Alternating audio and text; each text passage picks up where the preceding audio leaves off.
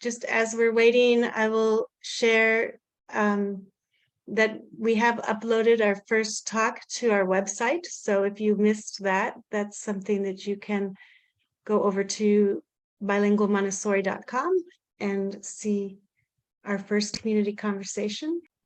So Amy, do you want to show our introductory video so people can become acquainted with the project if they don't know what we're doing? Right. I was going to, I wanted to be sure that there was a majority of people already in, so I guess we can start now. I just wanted to thank everybody for coming to the event, our second one for our Bilingual Montessori community conversations. And we're glad that you've all joined us to help create this community, because that's what we're all working towards together. Our project is about supporting each other in bilingual education. And we know that there's a lot of challenges out there. And so this is how we can connect and share. And in order for you to know more about our project, we have a small video that some of you may have seen if you joined us for the fish bowls when we first started working together with Montessori Institute of Prague. But this is a really good, concise summary of our program and introduction to our team. So Plamena, if you are ready, can you please start the video? And it's 3 minutes. We can have a quick look at our project together, and then we'll get started with the talk. Half of our group, we have applied for funding and we received it from Erasmus Plus program for a program which is called Building Bilingual Programs in Montessori Schools. And we are super excited about it. And we want to say thank you to those of you who wrote your letters before we applied saying, we really feel that this project is needed, because that's also what helped us obtain this funding. There is going to be a team of experts working within the project. So I'd like to welcome them all. First of all, Aoife Ahern, and then Marikay McCabe, Lucy Welsted, Maria Smirnova, and Lucy Urbadjikova. There's one more person missing from our team. Her name is Amy Tobias. This project is special in the combination of the people who are part of the expert team. We have AMI trained Montessori guides. We have people who have years of experience with school administration. We have teachers who are ESL, English as a second language teachers. And we have a specialist who's a professor at the university, a researcher, somebody who can share with us the very basics of what we need to look into. This team of experts is going to work for a period of 3 years to figure out how to best build Montessori programs that are bilingual, and we'll be sharing with you outcomes throughout the whole journey. So at the end of the project, after 3 years of our hard work, there are going to be methodologies and courses for these 3 target groups. So we're going to focus on supporting school administrators, we're going to focus on supporting Montessori guides, and we're going to focus on English as a second language teachers. And we feel that this is what makes the project special, that we are actually focusing on all 3 of the main parties in this story. We're also going to be working on supporting parents. We will be creating videos for parents. We'll be sharing all of our knowledge and everything that we have gathered and collected, all of the resources and all of the methodologies at this website. It's under construction, so you won't find anything there just yet, but it's part of the project work to create this website. There will be community activities. We'll have conversations together. We'll have meetings online, which will be free of charge and accessible. There will be a regular newsletter. And at the end of the project in 3 years, there's going to be a big conference where we will share all of the outcomes. So this is the work we have committed to do in our project. We're doing this to support the global Montessori community in building bilingual Montessori programs. And we are super excited to receive the Erasmus Trust so that we can actually start engaging with this topic. You're welcome to be part of our journey. What you can do is to be part of our events and part of our discussions. So just stay in touch. That's all you need to do right now. Stay in touch with us, and we will be engaging with you throughout this whole journey on.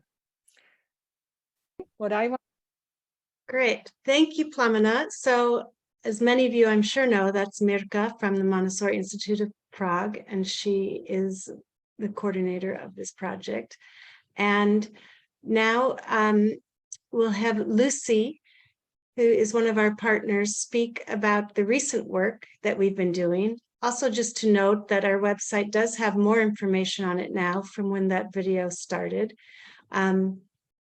So please join us there and, sign up, connect with us so that we can all work on this great work together. So Lucy, if you'd like to give a little update.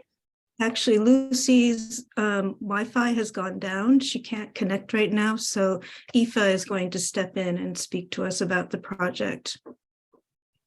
Yeah. Okay, so hello to everybody. My name is Aoife Ahern and I'm a participant in the project. And we're going to tell you a few words about the project. It's composed of the collaboration between 4 organizations: Education for Life, Montessori Institute Prague, Learning Ecologies, Montessori at Work. And we're delighted to receive support from the Erasmus Plus program to work on this project together. It's not a simple project, and we would have all appreciated someone sharing this kind of knowledge and wisdom when we started out on the journey of building a Montessori bilingual programs. Our personal experience is focused on Montessori environments, but we know that there is so much information that could help any kind of bilingual educational practitioner. So we're bringing it all together. We've been busy conducting research through case studies so that we can build a body of knowledge and good practices from different kinds of contexts and situations where bilingual Montessori programs are in action. And we're currently writing a field guide to support schools to build their own bilingual elementary programs. And we plan to have it ready in a year or so. It's already well underway now. And our other goal, of course, is what you know, because you're here, is to build and create together with you a community and share the work that we're doing and information to help different Montessori school practitioners and educators access the kind of knowledge and information that we're compiling. So this is our second community conversation. We do hope very much that you enjoy it and find it engaging and that it brings you useful information as well for your project running an elementary Montessori classroom. Thanks, Aoife. Thanks, Aoife. Yes, and I'll just introduce Plamena again, because right now we're going to do a Menti session, which if you don't know about Menti, Plamena can explain it to you. Hello everyone once again. Let me just share my screen very quickly.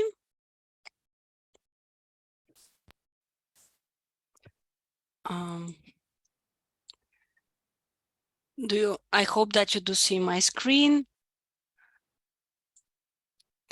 So yes. In order to use Menti, you can have your laptop or your phone and go to www.menti.com. When you go there, you can enter this code that you see on the screen, 76246416. So once again, you can go to www.menti.com and use this code 76246416. And please tell us, what country are you from? We can see the answers. piling up.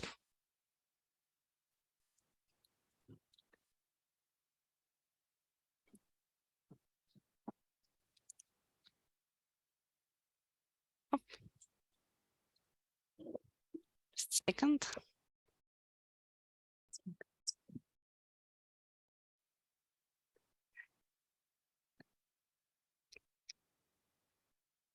You can see that we have people from Germany, the Philippines, Austria, France, Bulgaria, the Philippines, once again.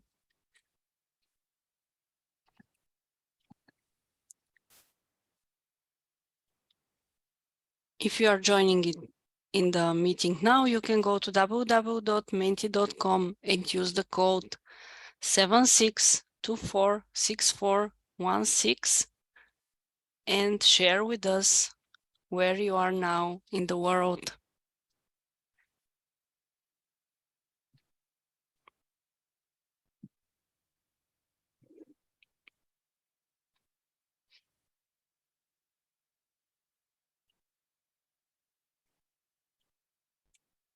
How many responses do we have? Well, we have a lot. We have 31 responses, including South Korea, Romania, Mexico, and a lot more we are expecting.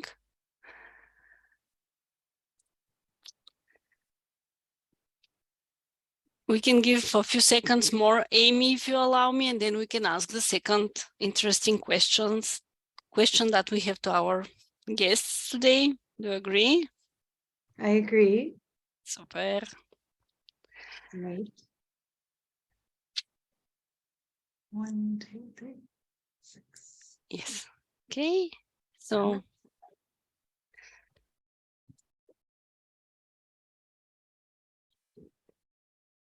please get ready for a second question, which is, if you work in a school, what is the second language that the children are being introduced to?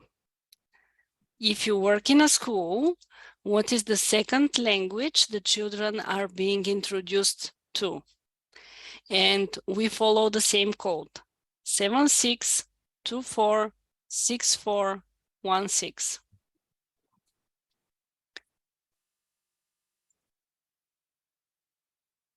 If you work in a school, what is the second language the children are being introduced to?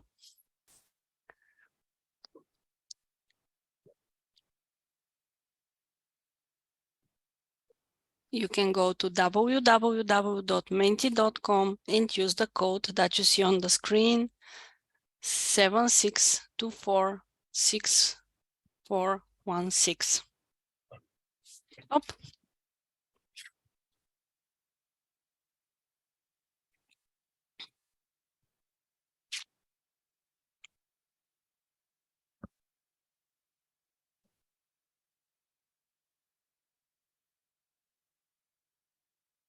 We don't have much results yet.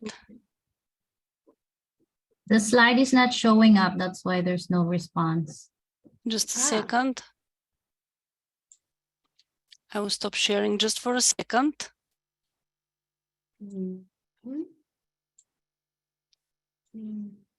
Maybe we can. If there's a technical problem, Plemena, we could do that question at the end when we have another Yes, question. let's do it at the end. It's froze or something. I'm sorry. Let's do it at the end. Okay, great. Because we want to move on with the highlight for today, which is learning about the experience with English immersion in a Spanish-speaking country in Madrid, Spain, in the school that I founded in 2006. But before there's one more thing I'm just realizing, a couple of technical points for people who've joined late. You can change your name in Zoom and put your name in the country where you're from. And also just to be aware that the chat be not visible during the talk, but you're welcome to put your questions and comments in there. And then at the end, we'll have a question and answer period. And first we'll harvest from the chat. And then if it's feasible with the number of people, we can even open mics up. But for now, your mics will be turned off. And I see one person has a hand raised. I'm wondering if it's something urgent or if it can the tech person take care of it for you in the chat. So maybe put your question in the chat, Dora, and then we can move on, if that's okay. Okay, so as I wrote earlier this week, explaining more the purpose of the speaker series, what we want to do is make visible bilingual Montessori projects, and we use that term in a very broad way. That can be an exposure program, someone who has a language corner in their children's house, or it could be an immersion program, or many forms of bilingualism, or English as a second language, or another language as a second language. We're not speaking about the literal definition of bilingualism. For us, it's important to understand that it's an umbrella term to refer to all of the work that's going on with more than one language in Montessori environments. And it's kind of been the elephant in the room. It's been around and it's been growing and growing each year, but it's not really been officially acknowledged. We know there's no training for it. And also there's no second language curriculum either. And so schools and guides are just working with the current curriculum, which was created for monolingual native first language speakers. So I think today's talk is going to be very interesting because Joanna is going to be able to outline strategies that she as a guide has come up with to work with children in an elementary environment, with the focus really being on English. Joanna, do you want to say a few words about yourself and where you're from? Sure. Thank you, everyone, for coming. Really grateful and happy to be here. I grew up in Colorado in the United States and started working in a Montessori school in Colorado, and then decided to pursue my training for Children's House in the Bay Area in San Francisco, and eventually did my elementary training in Bergamo in Italy. But I had had experiences living abroad in Mexico and in Costa Rica, and then for a time in Spain where I met my husband, and that's how I ended up in Madrid, Spain. I've been really deeply interested in this question of language acquisition, and have gone through the process myself a couple of times in different places. So I hope something that I can share today will be meaningful for people who are working with elementary or even Children's House children too. Right, and because we do believe that the local linguistic context is very important to what kinds of practices work in different schools. And so Madrid, although it's an international city, it's a very monolingual city. Spanish has a very dominant presence socially and culturally. One litmus test is that TV and movies are still dubbed here. And for me, when I go around talking to people from different countries, that kind of is a very telling sign about where a society is at in terms of integrating additional languages. And so, in Joanna, I started the school in 2006. Actually, the first year was an immersion program, and I recently realized that we've come full circle. And Joanna joined the school in 2010-11 school year. She just finished her elementary training in Bergamo, and but we happened to have an opening in a children's house when she started. So she started as a children's house guide. And then the next school year, she stepped out of the classroom.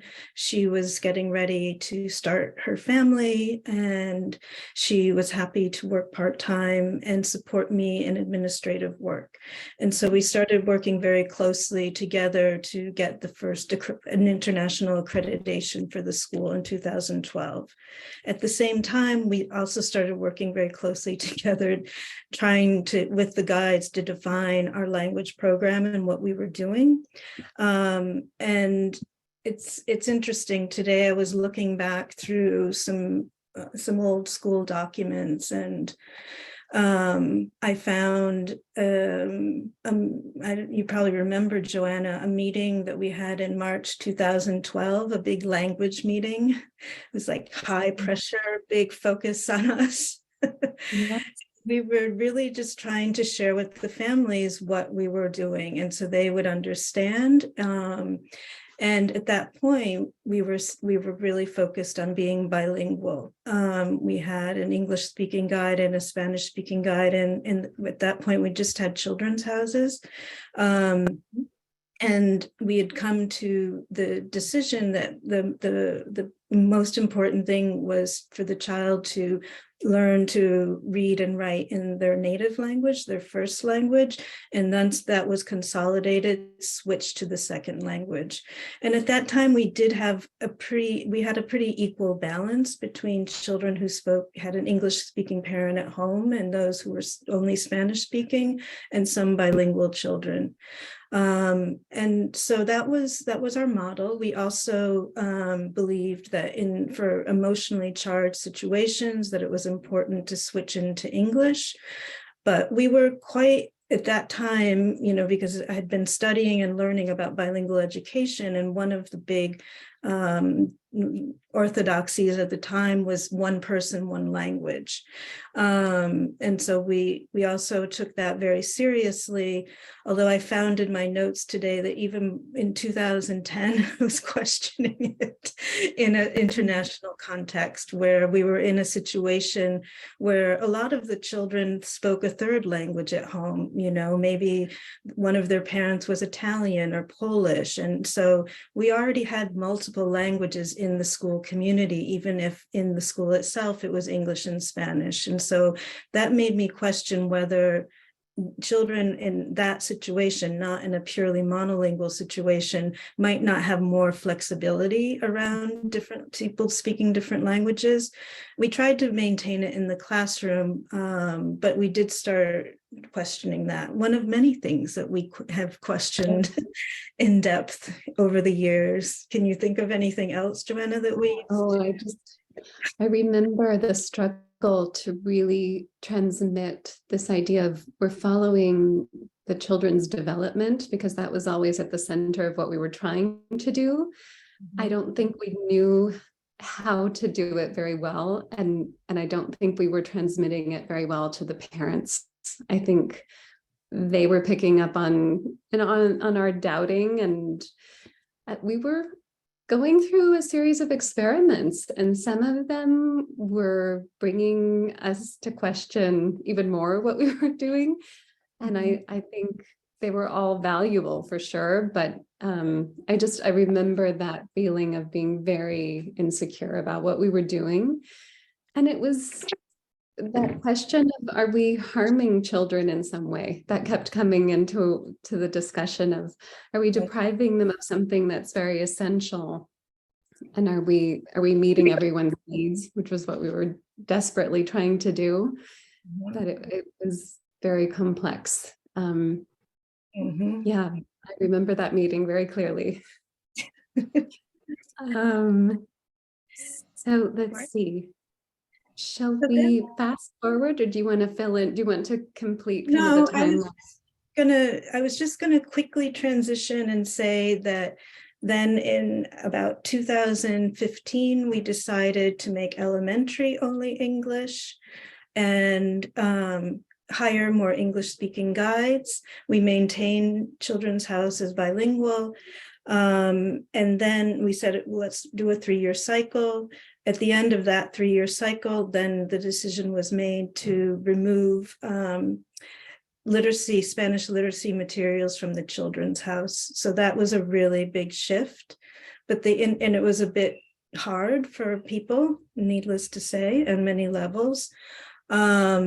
But the results that we observed, and I've been back to observe in the school and speaking with the guides, it was really the right decision, because when we tried to have for a couple of years a bilingual elementary, and it wasn't working in any way. Socially, academically, the children weren't autonomous. I mean, it was just not, it didn't work, because we had too much division between who was dominant in one language and the other. And so anyway, I left the school in 2017. Still, many questions hadn't been solved. And so now we're going to have Joanna pick up from there and kind of what unfolded in this time, and more problems that were solved over these years. Right. So this is obviously my experience, along with other really gifted guides that were part of our school over these last years, and some who are still here. So it was a really big effort on the part of many people at our school at every level. Right now, we have one infant community where we have one native speaker in English and one native speaker in Spanish, 2 trained guides. And that's the only environment where we have both languages equally represented, and the language groups that are offered in both languages. And it's a very rich environment for the children in both languages. Most children come in speaking only Spanish. And then obviously, not all children attend the infant community. So we have then some children come into one of our 2 children's houses.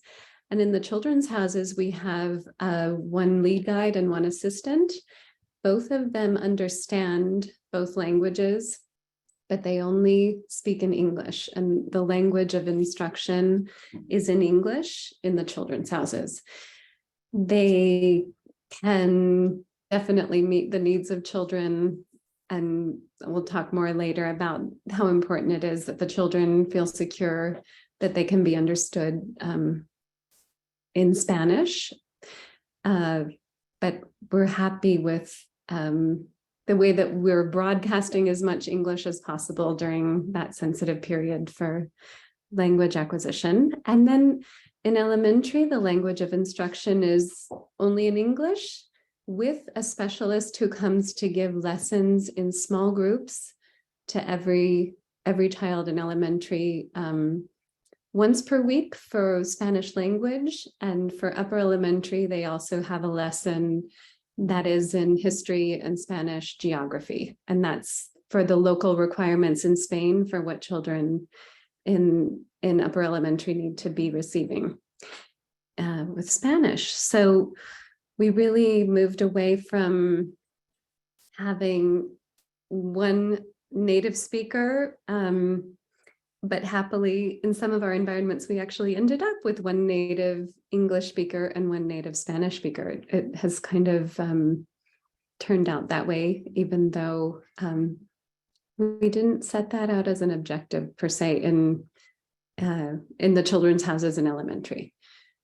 Let's see. So I think I want to take care of the time so that I know we want to have some time for questions. Should we go ahead and go into kind of our attitude toward Spanish?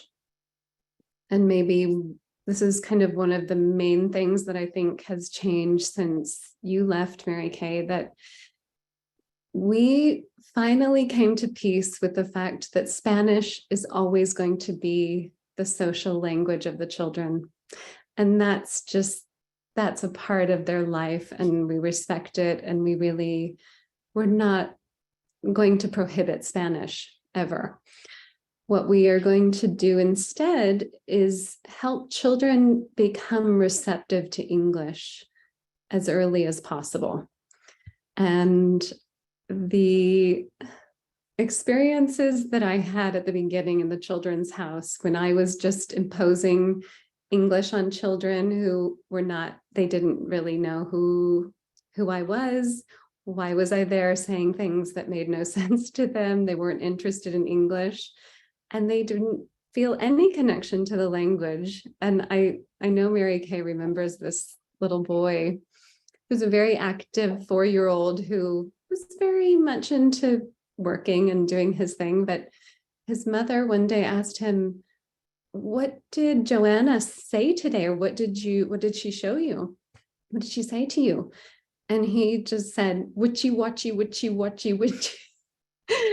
And to him, English was being received as just total, a jumbled sequence of sounds that had no meaning to him. And I felt that there were many children who just really blocked out what I was saying during most of the day. They're really, we were missing that magical element of the motivation, the sort of emotional, psychological motivation that I think we all know is so essential when it comes to language acquisition. It's the whole idea of the human tendency of communication, of why do we want to communicate with other people?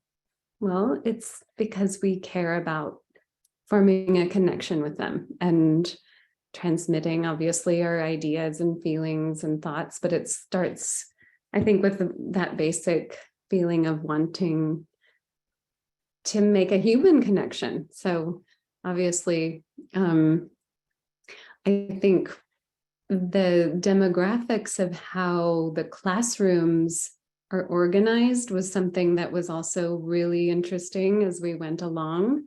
And I wasn't there in the beginning when you describe how children, when you had the bilingual classrooms where there would actually be segregation happening between groups of children. Yeah, they self-segregated according to their language. And that was really disturbing in the beginning. And that was when it was just, first year was immersion, and then that's what put me on the path to looking into a bilingual model.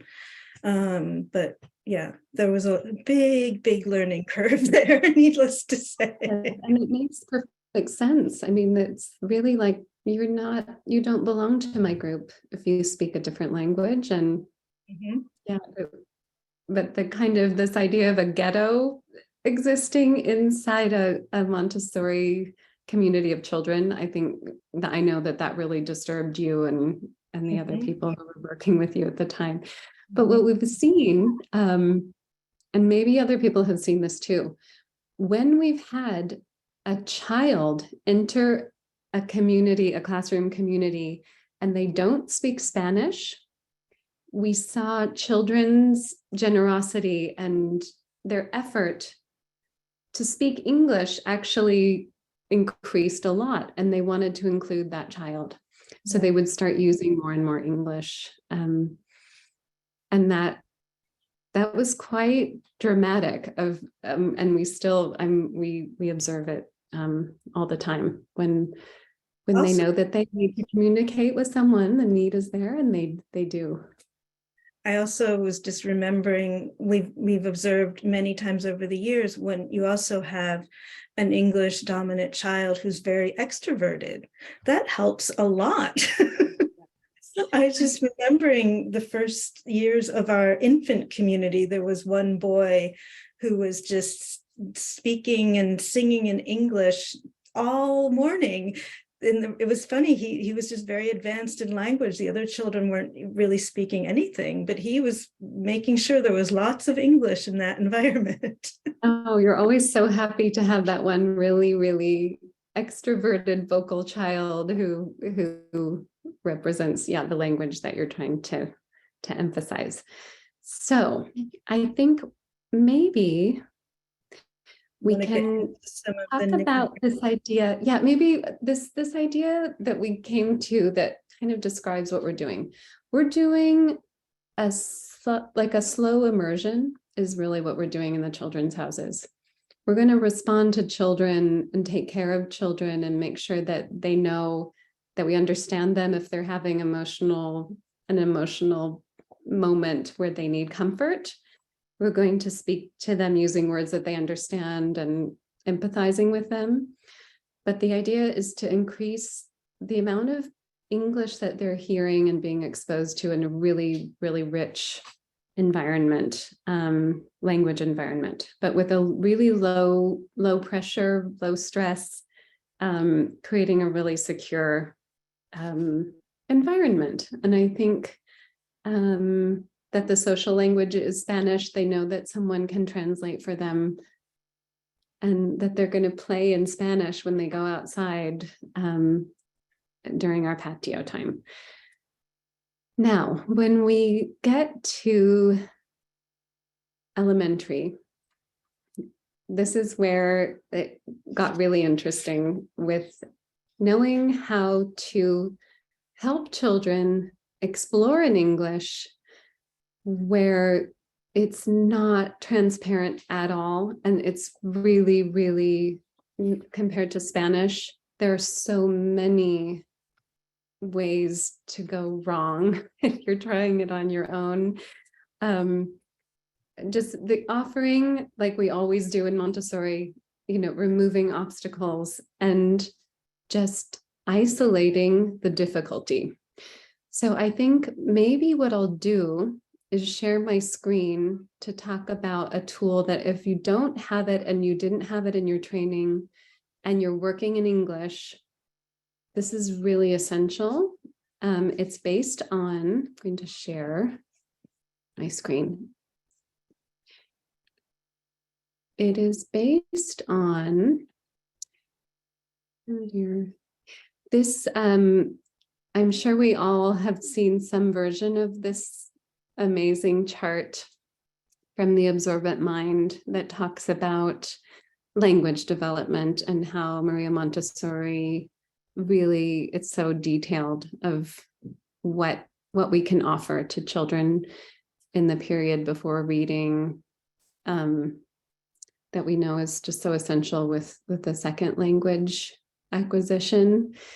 But then Muriel Dwyer is a person who developed this tool that's really for any language, but the way that I first learned about it was as a key to writing and reading in English. And it is so, so helpful. And if you follow it, you'll see that it does actually make a lot of sense and it really does work. Her version of the chart looks like this.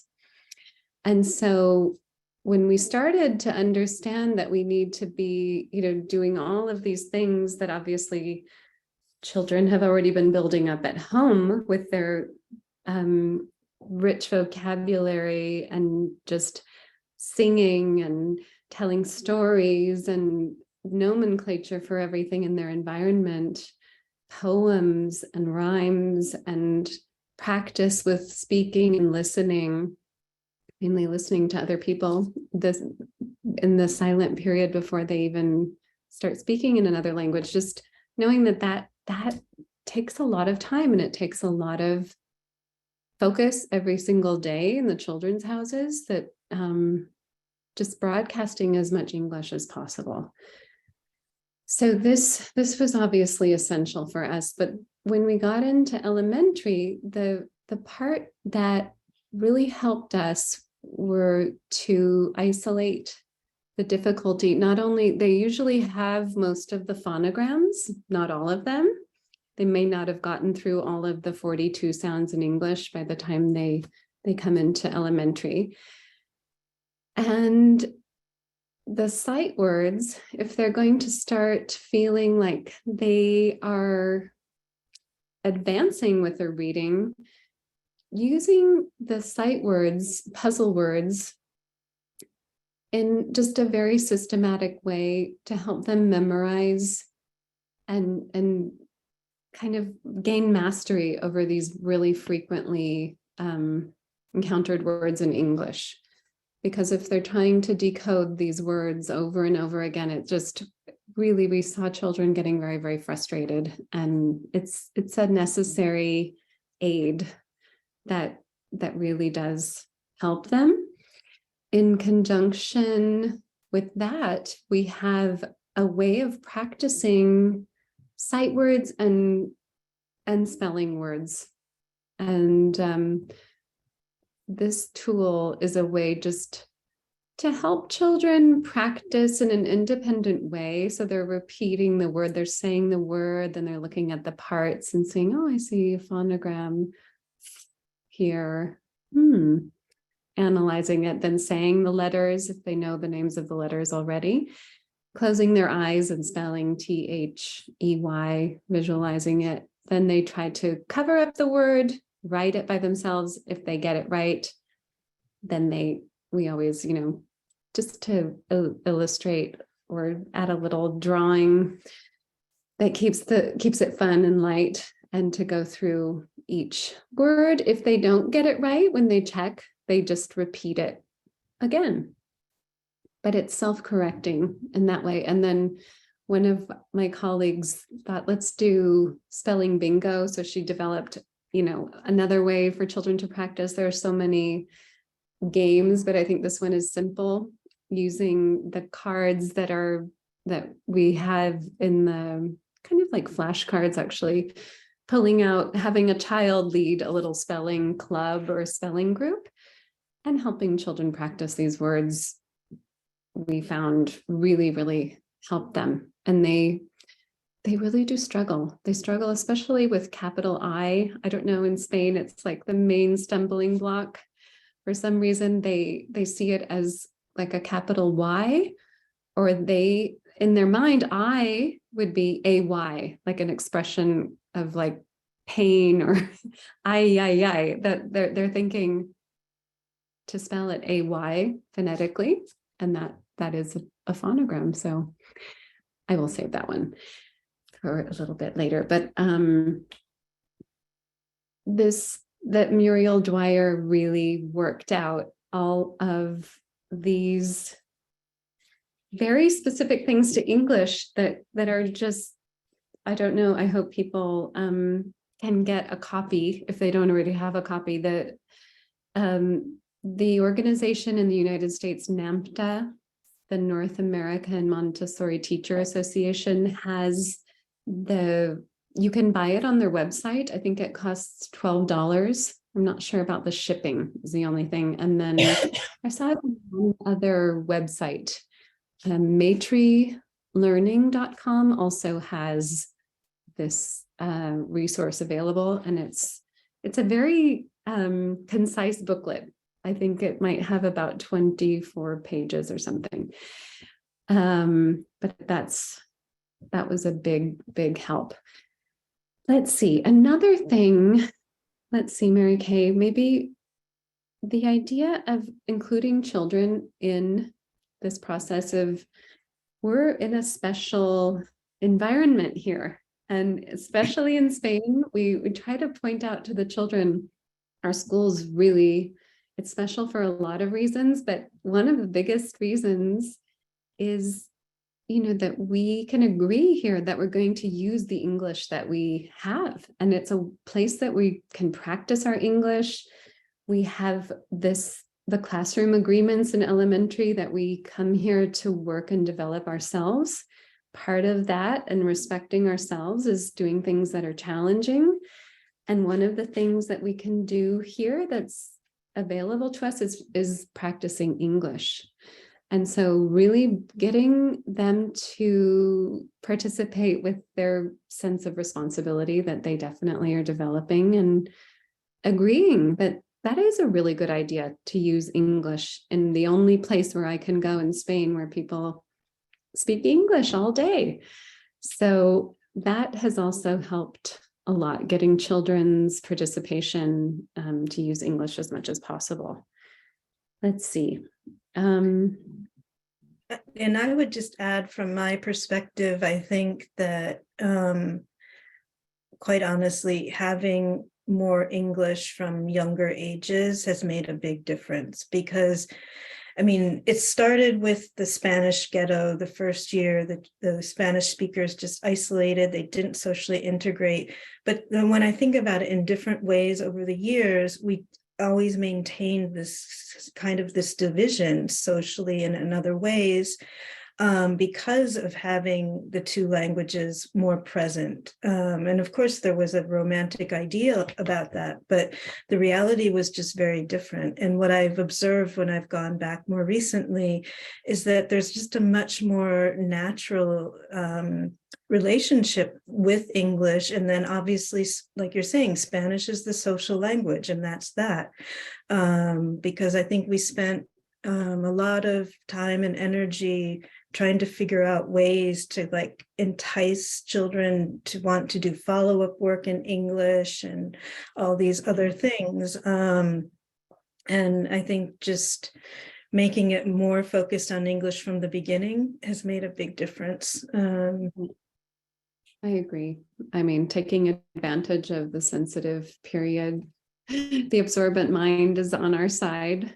And I think when I came around to just accepting that I'm not detracting at all from their development, in fact, to the contrary, that I'm offering something that is very beneficial, and that the skills in one language eventually support the skills in another language, and that what they work on in English strengthens their Spanish after they get to a point where they're reading fluently in English. I mean, Spanish is very phonetic, and it's a very straightforward code.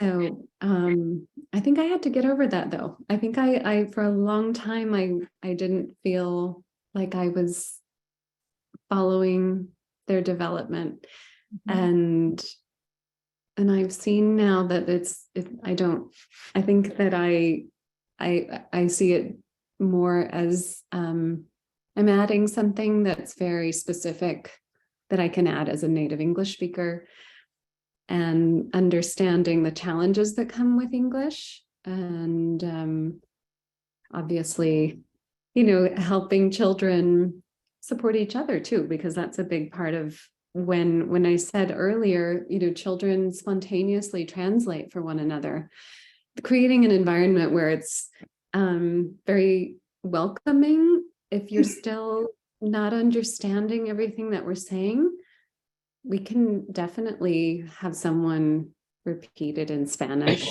and we can meet you where you are. I think that's the other thing that was very that's just the only practical way to work with children in Montessori. We have to really meet them exactly wherever they are when they come to us. Another big thing that has been figured out since I haven't been in the school is the library and reading, how that's gotten reorganized. And I think it's amazing. Okay. I will share my screen again. So we have to do formal assessments of children in English, and we also do in Spanish as well. We found a tool that works pretty well for us, and we assess the children twice a year with the Fountas and Pinnell system. And what I really like about it is that it has many facets. It's looking at children's level of accuracy, their fluency, and the most important one is their ability to self-correct. When they get to the point where they're aware of their mistakes and they go back and read a word, then we know that they're really progressing, and that's quite, I think, matches the way that we all work with children. Of when they're aware that they've made a mistake, then we can see into what do they need help with next. So this system also, they measure comprehension as well, and there's like a writing sample at the end, so it gives us a sense of how children are progressing. And then that, in conjunction with this leveled reading program, that's the Oxford Reading Tree, I don't know. I think a lot of people will enjoy this if they're not already familiar with it. It's very engaging collection of stories with very likable characters. Gran is always doing things that are just outrageous, and Floppy the dog, and Biff, Kip, and Chipper always going on adventures. And the illustrations are really well done and give children many, many clues about what's being said with the written language. And it's excellent. So we have this handy chart that compares the level of Fountas and Pinnell to the Oxford level as a cross reference. And as we went through our process of the accreditation to be a foreign school in Spain, which is why we have to have everything in English, and how we can exist as a Montessori school and have the freedom to apply this approach to education in the most loyal way possible to the AMI standards, is really always what we're trying to do. We found that really the most important thing to be looking at with children's reading is that they're progressing in one chronological year, that they progress about 4 levels with the reading levels, like the Oxford levels. And can be very individual then, wherever you started. If you can see, if a child also sees themselves progressing, moving up levels throughout the year, it is very motivating for them. And we save these books for our Thursday library days, when children take home one book that they practice reading out loud all week. Reading aloud is the only skill that we don't have time to help children practice at school, and it's the only homework that we have in elementary. And it provides a really wonderful family activity that we really encourage. And Spain is not a country where people love reading in general. I think it's changing a little bit, but I'm really happy to see how the children in our school, there's a really strong culture of reading and loving books. And I think these 2 tools, if you have to have assessments in your school, I recommend something like this. I think works really, really well. And then the way that we've organized this culture of reading for pleasure, we have a silent reading library, and one afternoon a week, these bins come out. The books are saved for this special time of the week, and it's a time that everyone looks forward to, and it's really a peaceful time. The children I was in the classroom until just this year, but last year we had a group of children who organized the books according to categories that made sense to them, so they could take care of this library. And the bins have names like beautiful picture books, short chapter books, silly stories, I think rhyming books, and Dr. Seuss. There were categories that for them helped them organize the books and keep them in order, and so that they could take care of them and kind of be in charge of that whole activity of the silent reading. And then reading aloud obviously is such a pleasure, and the children do their handwork during read aloud. There's my colleague Raji there in her classroom. And then we try to encourage visits between the classrooms so that older children can practice reading aloud to younger children. Younger children get the benefit of listening. Also, younger children, emergent readers, can read aloud to older children. And it's absolutely a happy, really wonderful visit when an older child comes to the infant community or the children's house. Of course, it's a wonderful experience for everyone. I think, did we squeeze everything in, Marikay? I don't know if we got through. We definitely Absolutely. squeezed in a lot. I think it's a good moment to pause and see what questions are in the chat. And I'm just looking now. I'm just going to read the first one. In our Immersion Montessori school, we taught literacy in the second language first, and then we taught native language in the third year of Children's House. We found that they couldn't understand the stories of the great lessons in elementary. So our question is how to help that situation. Yeah, we've had that too. And I think the best way that we've worked around it is to have the children who are fully bilingual be the translators. To maybe break down the stories into shorter chapters or chunks and maybe have someone paraphrase in Spanish. Yeah, yes, I worked hard to translate all the stories and tried to give them again. It was really tricky, and it's something that I think we all were concerned about here too. I think the idea too that, yeah, they need to have it reinforced, obviously, as you keep going with chapters of geography or anything, when you're always referring back to the story, it's so essential. And just using the other children, if you do have children who can help you translate. If not, I would have, if there's a native speaker with you, to have that person summarizing, because it is, the content is so important in that context.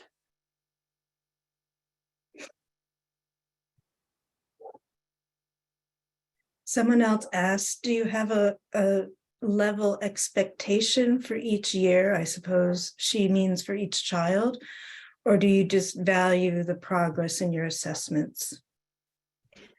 Well, we do just follow each child individually from wherever they've started. What we see is by about the 4th year of elementary, the children's reading levels really do catch up, and when they become fluent readers, we see, yeah, everything comes together.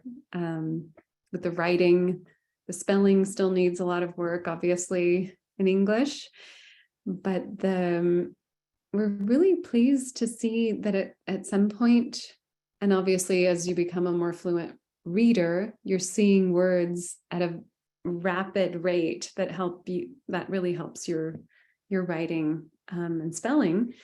But I think we go by whatever, the levels also correlate to an age, and sometimes we see that children, they're pretty close to that age range.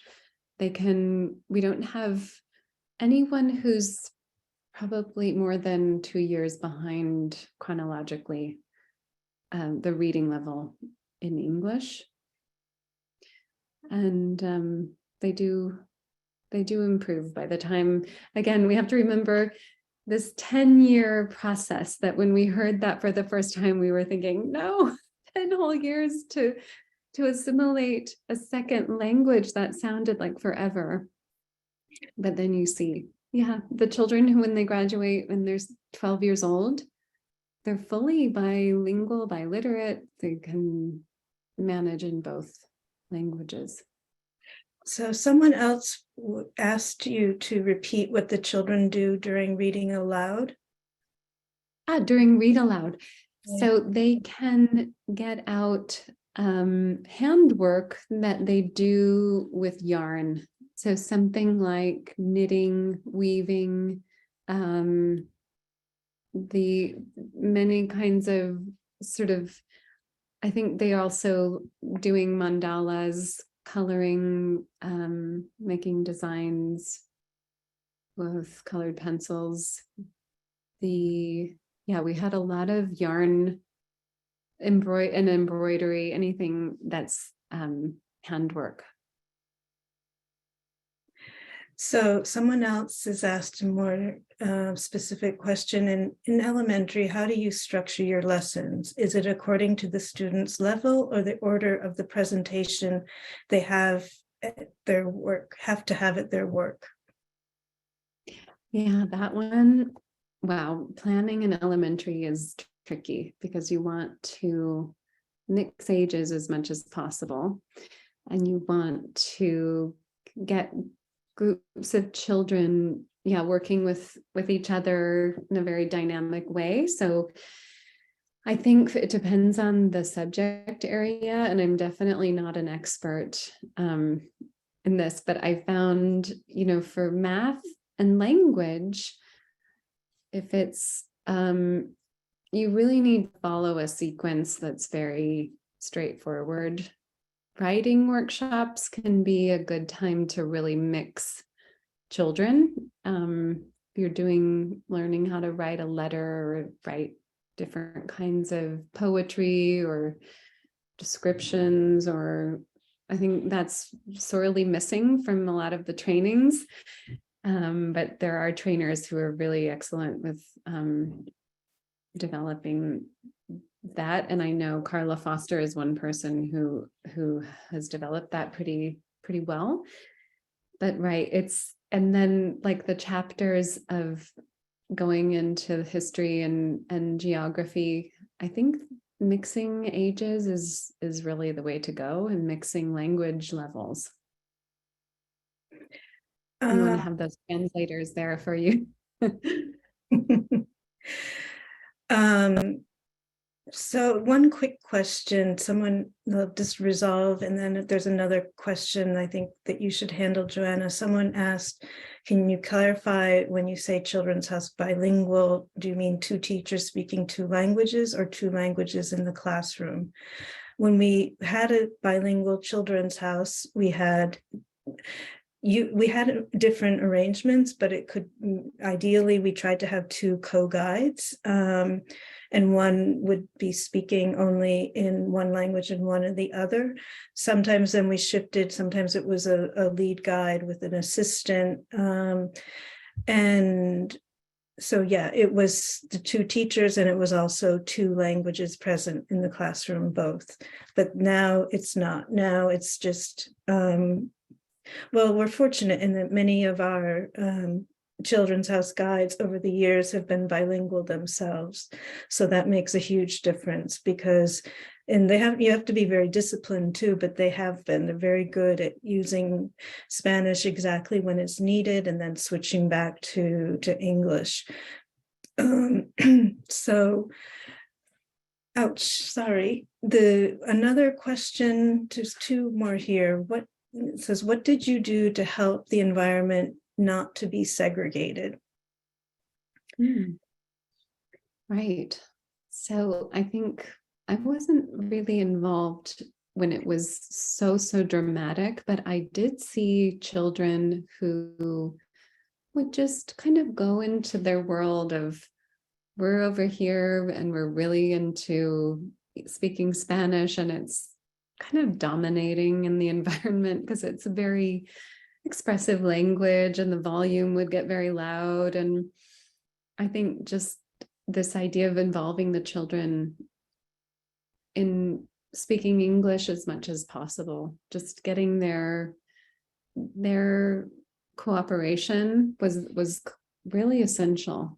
I don't know, Marikay, was it when you brought in someone who could speak both and was very a child, did the demographic shift, and then that's how it shifted? Yeah, at the beginning? that's also the case. It's been a big factor at this in the history of the school. The demographic has shifted a lot. We went from having a pretty much equal Spanish dominant, English dominant, and now currently the children are all Spanish dominant, almost all, very few dominant English speakers. And so I don't know if just naturally as well in the shifting demographics, it also helped. And I think this, obviously the school being more clear about what its language mission is, made a big difference. And those of you who've known me in workshops know that that's why I really emphasize having clear objectives, because that's what hindered us for many years. But we were figuring it out. And I think the admissions process and the decisions and the way we explain to parents over time what we were doing, and that English was secondary to Montessori. That when that shifted, I think getting more people on board for the Montessori education that their child was going to receive, and not just for English, I think also helped us a lot, because in Spain, there's a generation of parents who don't speak English, who really know that they want their children to speak English and can't provide that at home. And it was kind of a nice option for people like that. But I don't think it helped the children necessarily who were in that situation. We still run into that, but I think parents more and more are understanding Montessori comes first, and then English is a secondary aspect. Okay, there's a couple of questions here about sight words. It says, Joanna, you mentioned the sight word cards. Do you use word cards that are aligned with the grammar boxes, but also add pictures to the words? Okay, so when I'm talking about these 220 frequently encountered words, these Dolch sight words, it's sort of an additional added isolation of this difficulty. And the grammar boxes obviously are an amazing, wonderful material that should be supporting reading all along as well. I think it's the way to focus in on this is something we need to memorize. It's like the tables for multiplication or any operation, the basic combinations in math. For English, those words, if you have those 220 words memorized, your reading will feel very organically natural, and you'll be able to see yourself progressing. So that's, yeah, but I think having children make their own materials with the grammar box cards, it's amazing. Wonderful. Right, because this person also says that she observed her bilingual students. They like, I guess they have cards, and they like it when they don't need to check the dictionary, but put a small picture next to a word to give them a clue about the meaning. So yeah, that's really what you want to do is get them creating their own material. And so another question, when you work with the sight words, do you give the translation of the words for the children in their native language? We probably wouldn't. We really would try to give some context where it would make sense. And yeah, the grammar boxes definitely reinforce a lot of the use of those words, but no, I think these are words that the children, it's drawing attention to them of when I say he, who am I referring to? Yeah. I think that this person also says, taking into consideration their list of random words, how else do you help the children understand? And I think what I remember you telling me is that you take very small number of them at a time. So it's not giving the children a big list, it's dosing it out in time. Yeah, and maybe for like a 6-year-old, 6 words for a period of time. Doesn't have to be just 1 week. It really is flexible, but maybe based on their age, that number of words at a time seems manageable. Yeah, I hear behind that question, yeah, this idea of when they just have no vocabulary, that is where you have to go back even further and really do a lot more with the oral language and build it up so that they have something to draw on, songs. And all of that nomenclature. Yeah, it is slow going at the beginning because it feels like, wow, just to break through. And I think the human component of really just, yeah, having a relationship with a child so that they trust you and they want to engage with what you're offering. But it's challenging. Mm-hmm. Yeah, and I think too, and I also remember this, you explaining this to me, is that, you know, because also in Children's House, we do have they have some very simple early reading books. And so they actually have seen these words before, a lot of them, but it's harder to remember them because they're not phonetic. So when you started teaching in the Children's House, how was your Spanish level? I think it's very important that the English teacher speaks the language of the children. I had a pretty high level of Spanish. I think, yeah, I could understand everything. I'm sure my accent was probably different to the children in Spain. And I think that's probably developed more since I've been living here. But yeah, no, I needed to be able to understand everything they were saying. I think that's a really, really important point. Okay. Are the rest just comments? Are there more questions? Okay, the rest are comments, and I've captured all the comments, so that's something that is nice we can look at later, but I think we're it's time to finished with start wrapping up. questions right now. Yeah. So to wrap up, I think we want to do sorry, I was getting my train of thought.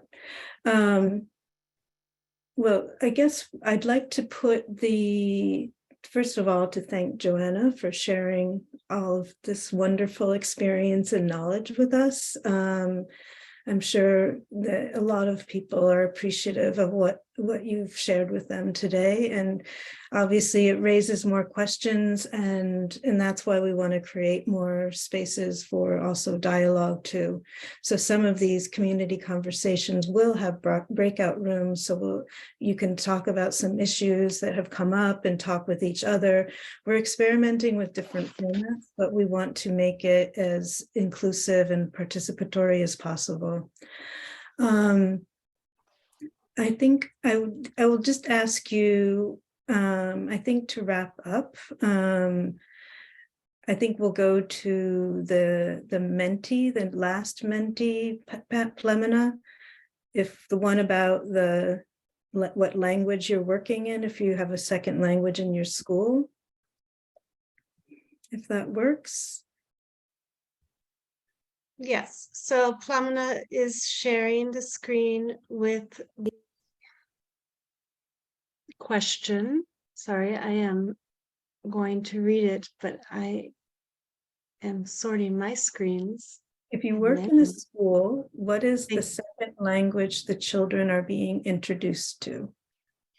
And if you go to menti.com and use the code 46669712, then we can do it. And this is an interesting question because, as you saw at the beginning, we had people from so many different countries, and to understand what is the second language being introduced, it would be nice to see that for our community. So the code is 46669712. Go to menti.com and put in the code 46669712. Thank you, Nadia, for putting it in the chat. That's great. Appreciate the help. And so Spanish and English,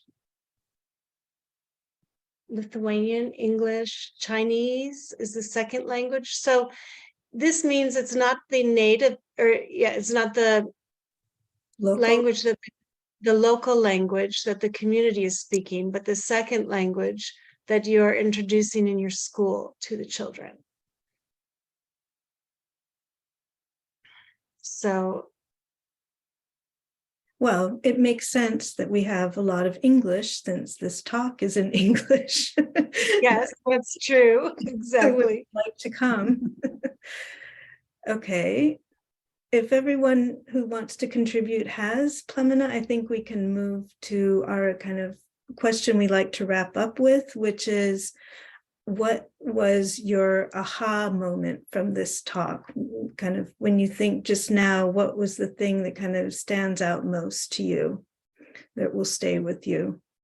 So Plamena is getting the slide ready for that. And it may be the same code. Let's see. She's going to share it as soon as she can. And do we have Amy, do we have the slide with the dates, the upcoming talks? Maybe while Plemena gets the next slide ready. No, so she has, yes, Plemena has the Okay. slide, which we'll share at the end. And so now, what was your aha moment from today's conversation? Because I believe that Joanna presented us with a lot of things in the conversation with Marikay, a lot of things that are on everyone's mind in the classroom. So if you go to menti.com and use the code 46669712, you may have two different questions there from the first one, but if you can go to the next one as well, where we have this question about your aha moment from today's conversation. And you can complete your Menti now so we can see. If someone isn't able to put it in Menti and you would like to share it, you can type it in the chat and I can also share that, because sometimes the Menti may not be working. So we have removing Spanish literacy, clear objectives, absolutely. Trust. Yes, I think that was a beautifully said point that Joanna made about just the safe environment that the children are given to feel that in Children's House. And sight word practice, removing the mother tongue, memorizing those 220 words.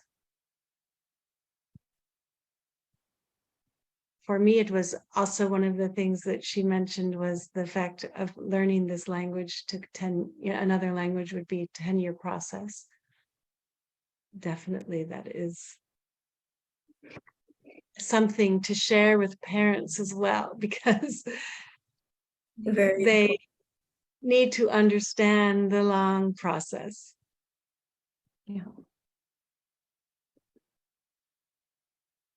Connection, emphasize, immersion. What else? That it takes years, that's right. Many different approaches, reading assessment tools. I think someone wrote relax. Relax. Great. Yes, relax. It was a very relaxing conversation as well today. You just froze, Marikay. I don't know if you finished your sentence. No pressure. No pressure. Montessori above English. Very important for interviewing interested families. Oxford Reading Tree. Great. So one last thing, if everyone's put their thoughts in the Menti, and we do save these, and we we might throw it in a newsletter or something. The next thing we'd like to share is I'd like to just give you a brief idea of what's coming up in our talks, because we have through March, we're going to continue with every 2 weeks. And the next two speakers are also elementary guides like Joanna, who are going to share some of their successful strategies. On March 1st, Laura Cassidy, who's in Cordova, Spain, and then March 15th, Paula Esteve, and that's actually going to be our first bilingual talk. Paula lives in the north of Spain, in a multilingual area. Catalan is the first language. She's bilingual Spanish. And so she's going to talk in Spanish, and we're going to have not simultaneous translation, but discontinuous translation. Then we'll have a break because of the Easter holidays, and then Lucy Wellstead is an experienced school administrator. She's going to talk about the human resource puzzle, which we didn't get into today, but that's a big one. And then the last three that are on the calendar here, these are all Children's House guides who have different experiences to share from the Children's House. So I just wanted people to be aware of, the focus according to the age level, because that might be important if you're choosing which one you want to attend in person and which one you can just listen to later. And we're also it's not on the calendar yet, but we're also going to have one from an English language specialist before the end of June. So anyway, and hopefully we'll be able to get this on the website as well, right, Amy? Just to give people a sense of the dates and when things are coming up. Yes, that's right. Am I muted, or can you hear me? No, I heard you just fine. Okay, great. Yes. So we're getting a calendar to be set on the website soon, but for now you can see the next 6 upcoming talks, and more are being planned. Yeah, there's going to be, I'm already organizing talks through the fall and through the whole of 2023, and then they'll also continue into 2024.